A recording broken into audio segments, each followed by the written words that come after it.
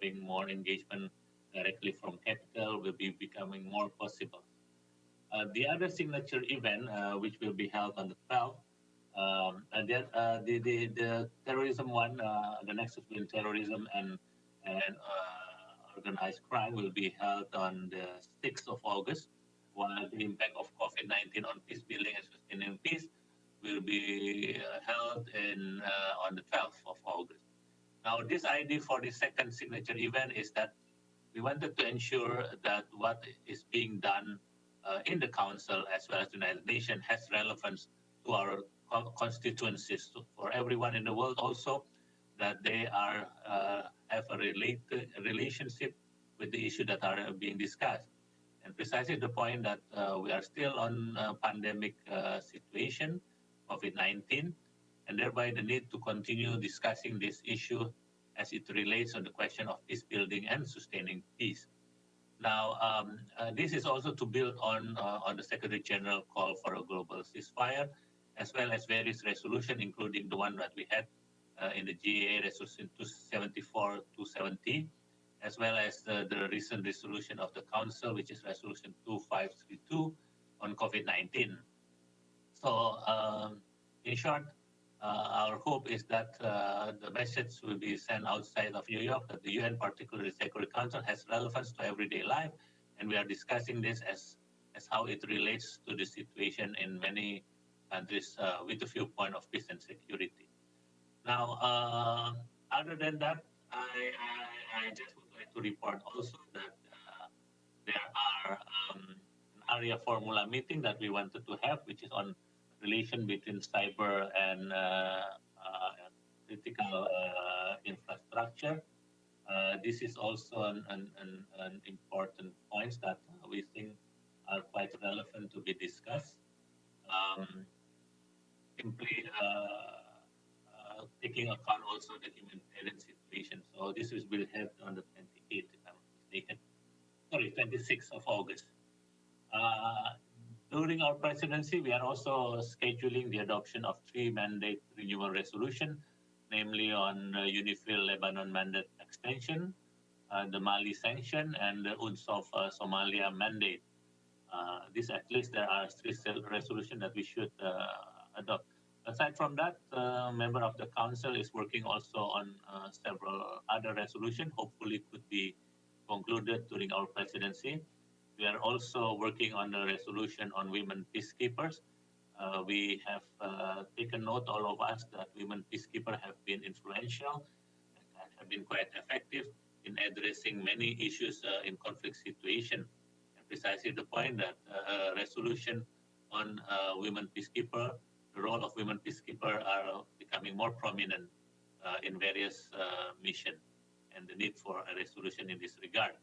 There are many stakeholders that are quite involved, PCC, Security Council, Secretariat, and we will work on that, as well as other resolutions. So we're also having the normal practices of, hopefully we're going to have a SOFA meeting, as well as lunch with the section, as well as others. I forgot to mention on the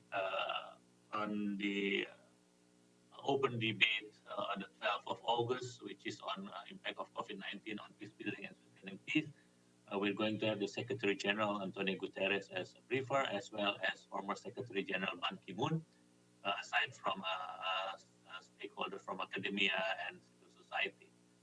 So, in short, I think those are the major points that have been agreed upon in our POW for this month of August.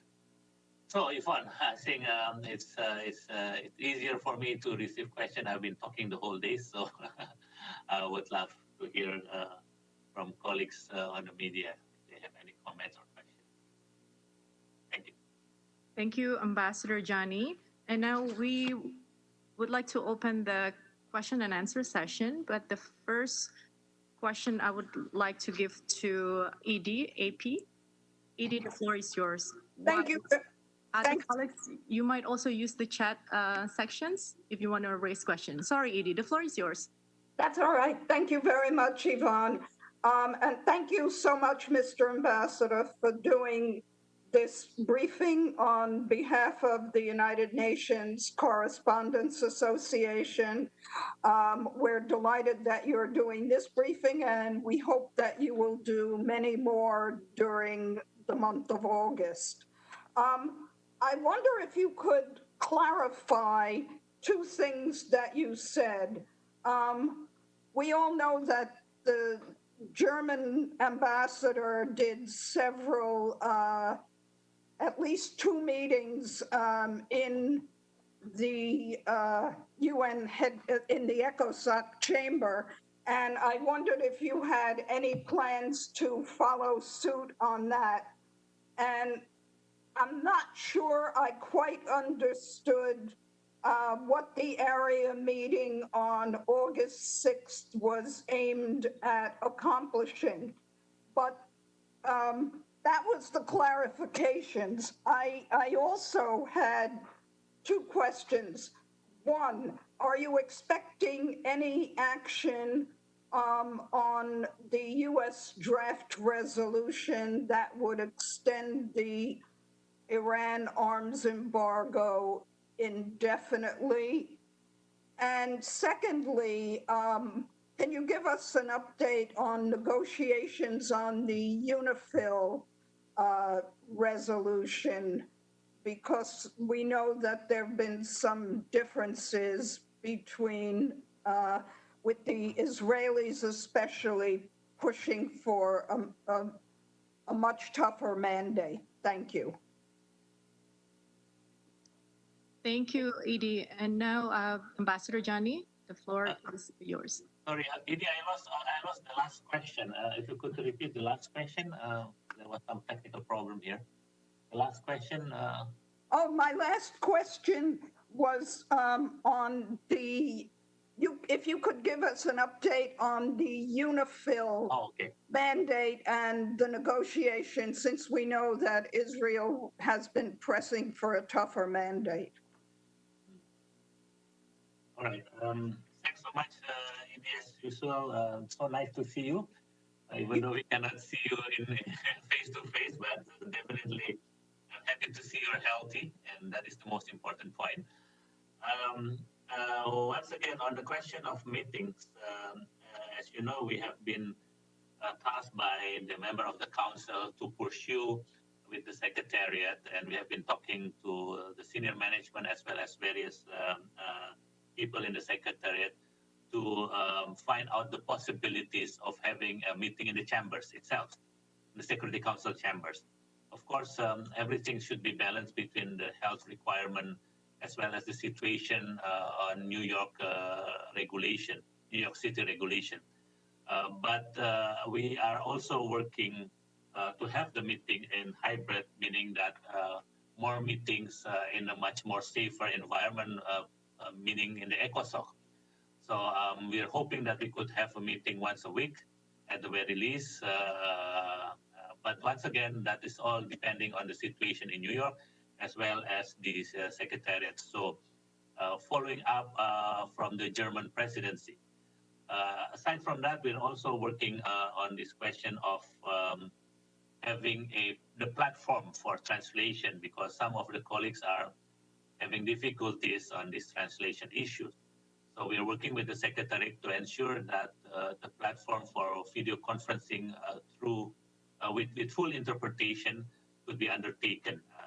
And we're going to test it again. And if it works, we want to make sure that we could have a sort of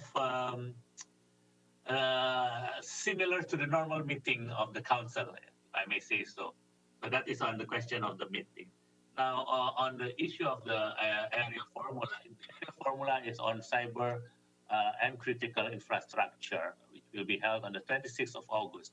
This is actually in continuation from our previous presidencies on priorities concerning the protection of civilians.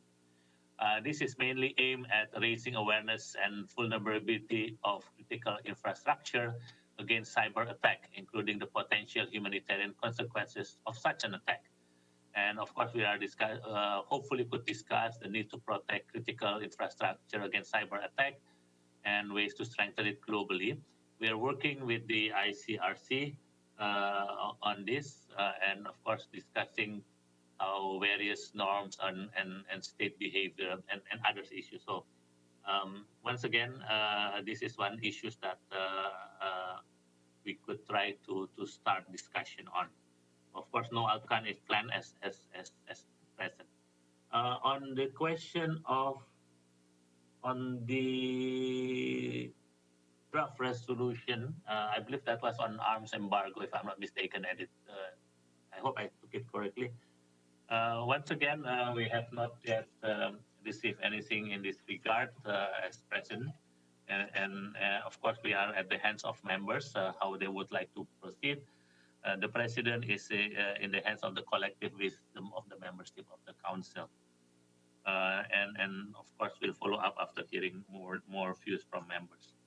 On the question of the UNIFIL, once again, this is also still under discussion, and we'll see how it goes.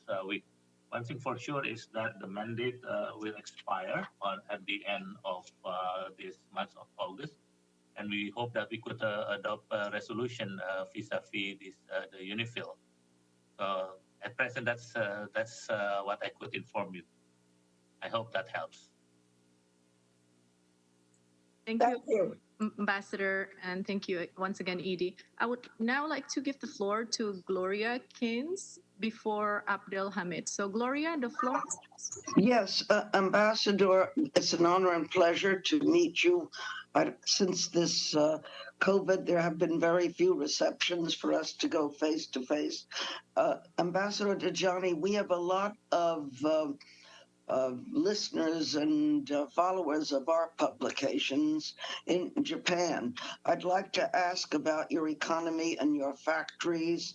Are they all back in line, your factories in Indonesia? And are your hotels still able to be open while ours here in New York, 90% are closing? What is your tourism situation, sir? Well, we are still observing very closely strict protocols, including the entrance in our borders as well as others. As you know, we are a large country and consisting of very many islands. So we have to ensure that the large number of population is safe and secure. While factories and others, business are going slowly, but hopefully we have not yet gotten the data whether we are under recession or not. So far, we're still doing okay, if I may say so. We are having a lot of rapid tests. There are more than 700 something hospital facilities that are ready in case of future outbreak. So in short, on this issue of COVID, we are still very cautious and careful. Because just like everywhere, including the United States, this is an issue that we have to work together with many countries in order to ensure that safety is the priority. And of course, we are working to try to find vaccines and working also our clinical testing as well as others. So that is the thing that I can answer for now, Gloria. And it's very open in the media what we are doing. By the way, the president has created the high-level task force at ministerial level, not only to address this COVID, but in transforming the economy. So we are preparing also post-COVID in terms of trying to ensure that the economy continues to grow if possible. So that is being chaired by the coordinating Minister for Economic Affairs. Sorry, I cannot hear you. Can you? Yes.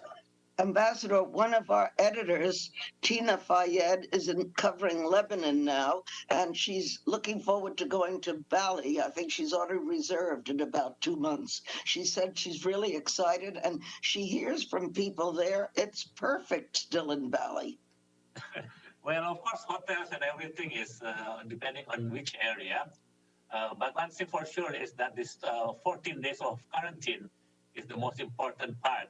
Even for us, Ambassador, we are also not immune to this regulation. Virus can also attack us in a sense. So if we go home, then we have to have 14 days of quarantine. And then you have to ensure that you have to bring a rapid test result. As a matter of fact, I have my colleagues that are leaving today to Jakarta after finishing their posting. They will not be accepted in the plane if they do not bring the PCR test, and that has to be, if I'm not mistaken, 1 week validity. So you can't take the PCR 2 weeks and then fly. The airline will not accept it. So we are quite strict on that. That is as far as I can say. But once everything is cooling down, Gloria, you're most than welcome to come to Bali as well as the 17,800 islands of Indonesia. And I hope one day I'll have the honor and pleasure to be able to visit your mission with a face mask, to have the pleasure to know you and your staff. I would love it. We'll provide you with a batik face mask like this one. We are giving this also to many of the members. This is to promote our batik also. By the way, our theme for this year is using tenun, which is a hand woven textile. So it's because we have a little, we're a very large democracy. Last year I had some complaints from different provinces that I'm using batik. So they wanted us also to wear different hand woven textile from different provinces. So, and this is one of those things that are coming from Yvonne's province of North Sulawesi. Mr. Ambassador, my name is Abdul Hamid Sayam. I'm from Al-Quds Al-Arabi. And I have two questions, one on Palestine and one on Libya. On Palestine, Mr. Ambassador, the Security Council has been convening these monthly meetings. They keep talking about the two-state solution, the two-state solution. The two-state solution adopted as a Security Council resolution in 2003 and resolution 1515, if you recall. And they've been talking about it. Is there any real chance of a two-state solution? Do you see any land left for Palestinians to establish an independent, contiguous, sovereign Palestinian state with East Jerusalem as the capital? If that is not the case, then what should be done? I mean, can the Security Council do something else other than just these monthly meetings? That is my question on Palestine. My question on Libya, Mr. Ambassador. The Security Council adopted resolution 2259 on 23rd of December 2015. Article 3 of that resolution recognizes the government of national accord as the legitimate government of Libya. The political agreement is the only binding document that puts a government in Libya together. The Security Council recognized the government of national accord. They invite the ambassador to speak. No other entity is recognized. Yet, the Security Council have double standard. They talk about that. They invite the ambassador. They emphasize their support of the peace process. They keep saying no military solution to the Libyan crisis. Yet they continue to send weapons, mercenaries, and ammunition to the warring parties in Libya. Isn't that an exercise of futility and double standard and hypocrisy on the part of some members of the Security Council? Thank you very much. Thank you. Assalamualaikum, my brother. And happy Eid. Eid Mubarak. Yes, I was going to say Eid Mubarak also for that. And once again, on Palestine, as you mentioned, we are going to have a monthly meeting, and that has already been scheduled. I think that will be on the 19th, if I'm not mistaken. Is it? No. 25, yeah, 25th on the Palestine. So hopefully we could discuss. But let me speak on my personal capacity as Indonesian, not as the president. For us, I think you have already alluded to many of the points that I want to say. For us, it's quite clear that we need to find a solution, a two-state solution within the contiguous border. Our position is quite clear, and we have already clearly stated this. And my minister also made a statement in this regard, I believe last month under the presidency of Germany. So, of course, we have to keep on the momentum, and the council to work on this because annexation is against international law, against Charter of the United Nations, the Fourth Geneva Convention, and various UN resolutions. And once again, as a rule-based international organization, we should try to find solution in this regard. So what is needed actually is a credible multilateral negotiation with the basis of the 1963 and 1967 borders with East Jerusalem as its capital. So it's quite clear our position on that. Once again, I'm saying that on my own national capacity as Indonesia. So we hope that there is peace. We hope that there are solutions. Now, on the question of Libya, Libya at present is not in the current informal POW, but we believe that the Council is always following the issue closely. And once again, each and every member will certainly able to raise the issue if needs be.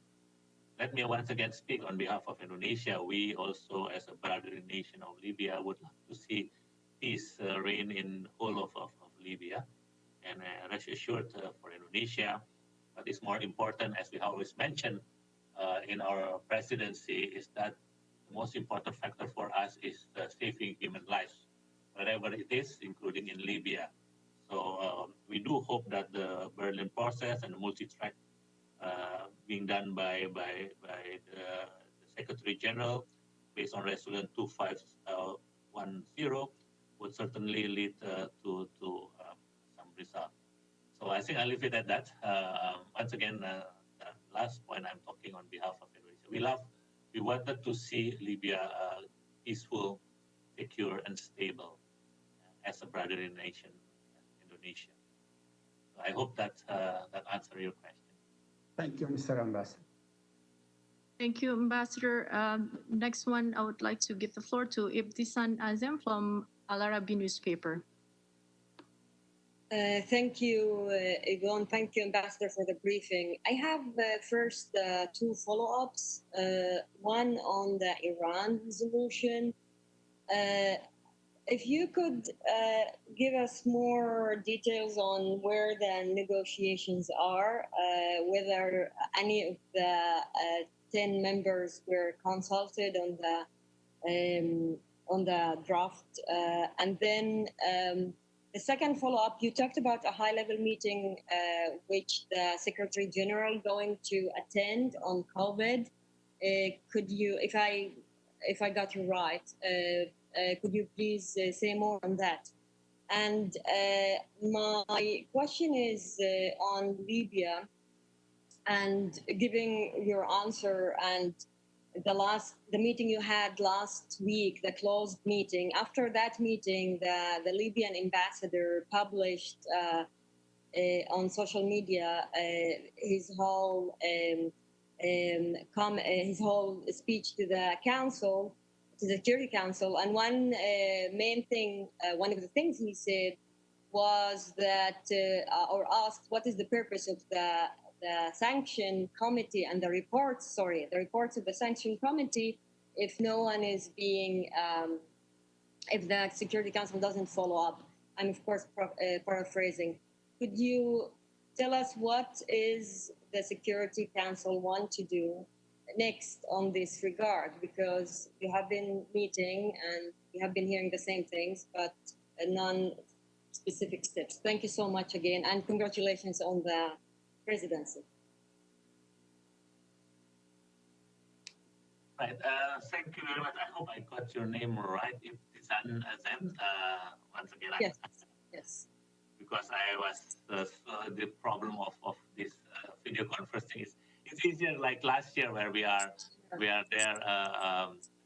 But once again, on this question of Libya, I will not comment on what has been stated by the Libyan PR, but at least I commented on our national position, as I mentioned before. And as at present, Libya is not in the informal program of work. So that is as far as I can comment on that. And on the question of, let me see, you're referring on details on negotiating. Is this Iran? Is it? Yes. All right. Iran, yes. Yeah. Once again, that also we are also awaiting result on the discussion. We have not received anything as yet. So I think I'll leave it at that also because there are no formal requests on a meeting on Iran at present. So on the one more thing, on the open debate on COVID with the Secretary General. Well, as I mentioned, we will of course, if you would the details, we will. I will ask Yvonne to send more information on that. But the idea is quite simple. That we have been talking in various conflict situations, the relation or the effect of COVID are having on many issues. For instance, even to have a negotiation or political discussion in trying to follow up on agreements, it's quite hard because even movement of negotiator is difficult in many conflict areas. For instance, the question of the global ceasefire that the section has stated a few months back, we want to see progress also, and that's why we wanted to have a report on this. That's why the section will also brief us on what's going to happen. Basically, it's intended to exchange views on the impacts of COVID on sustaining peace, and of course, exploring also the various and ways that we could effectively support or harness countries affected by or emerging from conflicts. I'll give a simple example. In the case of peacekeeping, while COVID was reigning, that was around March, even the rotation of troops are having difficulties. We, as the largest contributors of peacekeepers in the Security Council right now, experience it concretely. We have problems in terms of rotating our troops in various places simply because the movement, airport are closed in many places because of COVID. And this also affects peacekeeping. This is also affecting special political mission also in various cases. So these points are trying to be discussed. Other issues, I think is quite clear. We just adopted the Council Resolution 2532. Maybe we could get more information on implementation of that resolution. So there are lots of issues that could emerge from this discussion.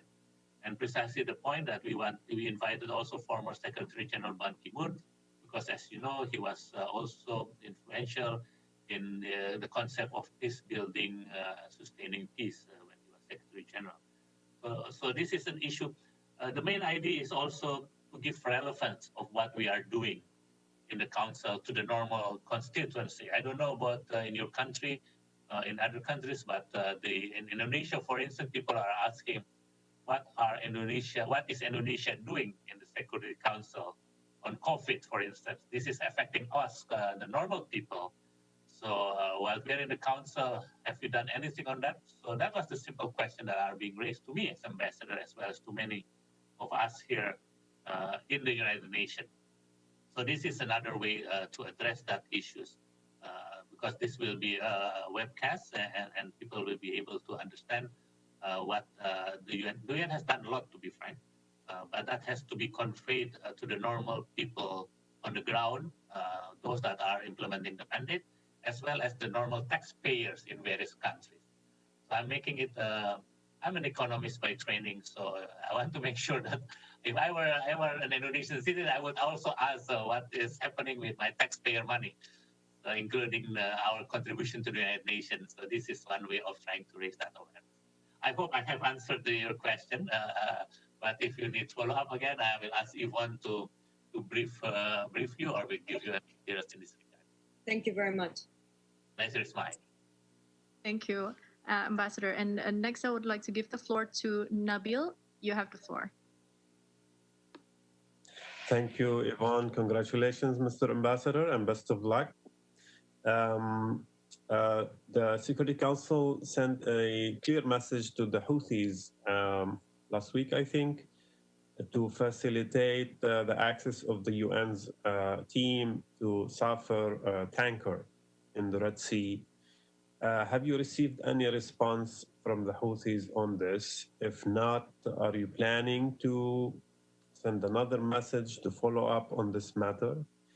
And number two, the council also will renew UNIFIL mandate this month. On what day, please, the renewal is expected? And what's your national position on any changes in maybe the reporting of UNIFIL, freedom of movement? What would you like to see? Any changes when it comes to UNIFIL movement and reporting? Thank you. Thank you very much, Nabil. I hope you're okay. You're healthy. I'm very good, actually, and I'm talking to you from my office in the UN. Oh, okay. So if I know you have been in UN, I would press conference in the UN. So jokingly, I was told by my colleague it's better for all to stay safe. So Nabil, nice to see you once again. On the question of Houthi, as you know, we just assumed the presidency today. So I have not received any message as regard to this issue. But you have known that the council has raised its concern on the question of sulfur tankers simply because on the question of environment as well as others. That at least is also our concern. I'm speaking on a national capacity. For us, the issue of sulfur tanker also we would like to see peace once again, and this issue is quite important to everyone. But just to make it clear, I don't know, later on maybe there might be some development in this regard, but I have not yet received anything in this regard. Give me time. Let the president also take a deep breath for the first day. Yes, of course. We will bother you again during the month with more questions. Inshallah, that I'm fine. On the question of UNIFIL, once again, as president, the end of the mandate is of course the end of this month, and that we hope that there will be a resolution. And let me speak on our national capacity. I think the UNIFIL is quite important, and we have to maintain it as it is because it is one of those rare cases that the UN mission has been effective, has been influential in trying to be a deterrent to all parties, so that there will not be any increase of tension or increase of problem. You know, the Middle East has too many problems, and with the UNIFIL there, I believe this has been acknowledged by many also that they have been playing an important role, and I do hope that they could be maintained. They will continue to be able to. Are we okay? Oh. Yes, now we are okay again. It was interrupted for maybe 10 seconds. Okay. So basically, what I'm trying to say, our position, our national position is we would love to see UNIFIL continue its mandate because this is an important mission, and this has been proven to be quite effective in trying to deter any increase of violence or tension in that region. So I would love to see a continuation. So I hope that answered your question, Nabil, and hopefully we could see each other maybe in one of those in-person meeting in not in the council, in the United Nations. Pleasure. Thanks so much. Thank you. Thank you, Nabil. Thank you, Ambassador. And the next one, I think this is our last question. Would like to give the floor to Stefano.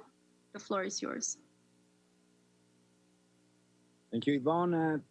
Congratulations, Ambassador, for your month, August. Very hot, but I think you will be a hot ambassador too. Okay.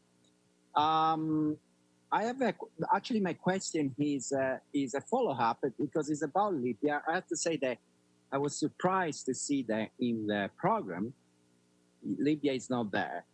And if you try to Google at the moment, if you just put Libya there, you will see that is on the top news in The Guardian had a very big story just 24 hours ago, and many other publications. What I mean is everybody's expecting a big conflict there because there is Turkey and Egypt, the two big countries in the area. They are in the verge of conflict there. So can you explain why the Security Council doesn't have it in the program? Maybe because it's a too big issue, so they have to consider maybe that they were going to speak all the month long about Libya, so they couldn't pick a date? Can you explain to us? Thank you very much. Thank you, Stefano, for your question. I see you're outside. Glad to see that you're enjoying the sunshine. And I wish that our presidency will not be hot, as you mentioned. As you know, we Indonesian, we like to have calm and serene presidency. But on your question on Libya, once again, if it's not in the program of work, does not necessarily mean that any issue cannot be taken by any member anytime. So as our experience also dictate, when we were president in May, we tried to put the program as light as possible. And after a few days, it becomes full already. So once again, there are so many crises in the world. And as you know, the issue of Libya is every 2 months has been discussed, and last was discussed on July. But once again, if there is any emergency looming, definitely any members, not only on Libya, on other issues also. So that's why we are preparing, hopefully, knock on wood, that there is not going to be any conflict. I, for one, Indonesia, for one, does not like to see any conflict, particularly on our presidency. We want to be as calm as possible, and that's why we need your help also, all the media, to support us in praying that this will be a calm August month for the world. I hope that answered your question. Yes, Ambassador, you answered in a very diplomatic, as you know very well how to do it. Anyway, I'm talking to you from Brooklyn, from my home. Oh, I hope everything is safe in Brooklyn over there. I see. Yeah, you can hear the birds, maybe, and not anymore the ambulance. Just a a couple of months ago, you could hear only ambulance going on for the COVID-19. Now finally we can hear. At least from my house, there are birds singing, so it's a good sign. I'm glad that you're there. During our presidency, I have to stay in Manhattan. But after this, I hope I can return to my official residence, which is in New Rochelle, where I can see the birds and the squirrel and the sun. Now I'm only seeing the ambulance, as you mentioned, and the police siren every night. So, but as you know, we are, thanks God Almighty, that as long as everyone is safe. That's why when there was a question on some would like to come into the UN right away, we want to make sure that everything is balanced. We want to make everyone happy, so that there is balance between in-person meeting as well as meeting through VTC, and we have to improve on our work on the council to be accountable to the people. So I'm always using this word, to be accountable, and that's why we wanted to have this discussion with the media, and inshallah we will continue the discussion. Hopefully, as Nabil mentioned, in person also. And that also depends on Yvonne. She's my boss. She decides on everything. Thank you, Ambassador. I think we have our last question. If I'm not mistaken, Abdelhamid, do you have more questions to Ambassador Djani? Yeah, thank you. I have one more question since there are no other questions. And my question, Mr. Ambassador, is about Armenia and Azerbaijan. You know, the Nagorno-Karabakh enclave was occupied by Armenia in the year 1991 to 1993 war. And the Minsk group, which is made of the US, Russia, and France, did not do anything. They froze the conflict, but they didn't address it. They didn't solve it. And even Azerbaijan accused this Minsk group, of being biased. So now the conflict, as you can see, is escalating again. And they were on the 12th of July, they were fighting and they accused each other. You saw the exchange of letters, of course. And now, what is the role of the Security Council? There was no meeting about it. There is no hearing. Do you plan to at least call on the Secretariat to give you some briefing about the escalating conflict? Russia is standing behind Armenia now, and Turkey is supporting Azerbaijan. So it could escalate to another conflict area between Russia and Turkey, which will be the third after Syria and Libya. Are you doing anything about it? Thank you. Well, thank you very much, Amit. As you know, that is not in the agenda of the council, but I am quite assured that every member of the council is monitoring every situation all around the world. Whatever develop, of course, it's our duties to address it if it's developed. So once again, that is my answer to your question, and I would like to reserve my comment as president in this regard. So unless there's others question, Yvonne. I believe there is no more questions. It's just, Ambassador, there are some private questions asking where to get the batik mask. So the one that you show everyone earlier. That is the most difficult question because that has to have the concurrence of Yvonne. Yvonne, can you ensure that all my friends in the media get the batik mask? If need be, we will send a special flight for all the colleagues for that batik class. Of course, joking aside. So I hope if we got it, ED will certainly use it, as well as Gloria and others. So once again, please stay safe and stay healthy, and hopefully we seek the support of all our colleagues in the media. So I hope that settles everything, Yvonne. Yes, thank you. Thank you once again, everyone, for your active participation during this press briefing, and have a great day and stay safe, everyone. Bye. Take care, everyone. Thank you. Stay safe.